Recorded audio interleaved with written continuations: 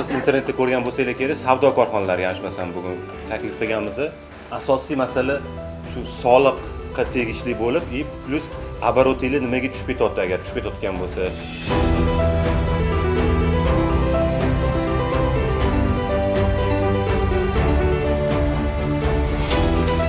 Hozir kimga tushgan ariza? Sizgami? Hozir bitta bolangizni chaqiring. Bu MDS bo'lim boshlig'i, bu kamerali bo'lim boshlig'i. Kel olib chiqib ketinglar-da, xonaga olib kirib, hal qilib, keyin olib kiraydi.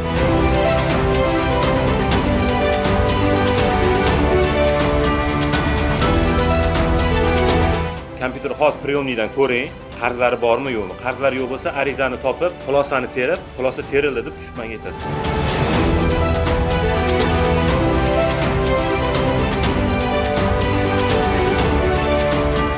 Masala hal bo'lmadimi?